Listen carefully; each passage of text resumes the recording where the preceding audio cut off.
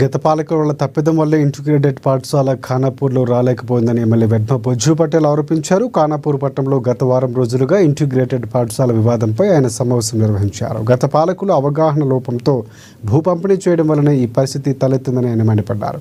ఇప్పుడు ఖానాపూర్లో భూమి లేకపోవడంతో రెండో విడతలో ఉట్నూరుకు ప్రపోజల్ పంపడం జరిగిందని ఆయన వెల్లడించారు. భూములు ఎక్కడైతే కబ్జా చేసుకుని అన్యాయంగా అక్రమంగా చేసినామో అవన్నీ కూడా తీసుకొస్తే అనుకుంటావు కావచ్చు. జూపల్లి కృష్ణారావు నాకు దగ్గర అనుకో, జూపల్లి కృష్ణారావు నీకు దగ్గరే కావచ్చు, నాకు కూడా దగ్గర, నేను కూడా ఎక్కువ ఎమ్మెల్యేని అనుకుంటా నడిపిస్తాను. కాబట్టి వీళ్ళని వాళ్ళని ఉసుగొల్పి ఇంకోవైపు బీఆర్ఎస్ వాళ్ళు, ఇంకోవైపు బీజేపీ వాళ్ళు మోపై ఖానాపూర్ టౌన్లో ఒక ల్యాండ్ ఆర్డర్ని క్రియేట్ చేయడానికి, రేపు గొడవలు సృష్టించడానికి చేసే ప్రయత్నం ఇదంతా జరుగుతుంది. కాబట్టి ఈ విషయంలో మీకు ఏమైనా బీఆర్ఎస్ పార్టీ వాళ్ళు, బీజేపీ పార్టీ వాళ్ళకి దమ్ముంటే మీ ఎవడైతే నాతో పెట్టుకుంటాడో వాళ్ళకి దమ్మునోడు నాతో మాట్లాడమని చెప్పండి.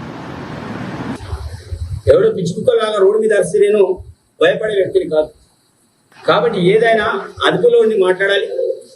తప్పకుండా పేపర్ రూపంలో కాగితాలు ఉండాలి.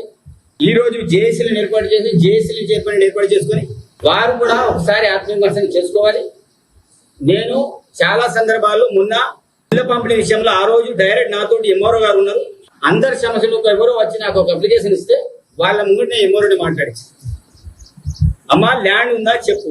ఎప్పుడైతే ఇంటిగ్రేటెడ్ స్కూల్ ఉట్టూరు అనగా ఎవరైతే అప్లికేషన్ సెట్ చేశారో ఆ రోజు నుంచి నేను ఎంఆర్ఓ తోటి మాట్లాడుతున్నాను.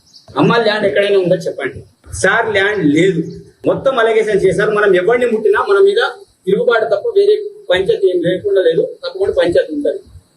కడెంలో ఉన్నది, కడెంలో మొత్తం ఇరిగేషన్ ల్యాండ్స్, ఎక్కడ కూడా అక్కడ ల్యాండ్ లేదు. దస్తరాబాద్ లో ల్యాండ్ ఉంది, దాంట్లో మొత్తం ఆల్రెడీ ల్యాండ్ ఉంది, కానీ మొత్తం ఫారెస్ట్ గా ఇబ్బంది. ఎక్కడ కూడా క్లియర్ ల్యాండ్ లేదు. జనరంలో ల్యాండ్ ఒకడు మాట్లాడుతూ అంబర్పేటలో ఉంది, ఒకడు మాట్లాడారు. ఆ దద్దమ్మ కూడా తెలవాలి. మన పార్టీలోని ఏముందో తెలుసుకోకుండా ధర్నాలు కూర్చొని మాట్లాడతారు. కాబట్టి ఎవడైనా చెప్తున్నా మన పార్టీ వాళ్ళు కూడా ఇష్టారీతిన ఎవరు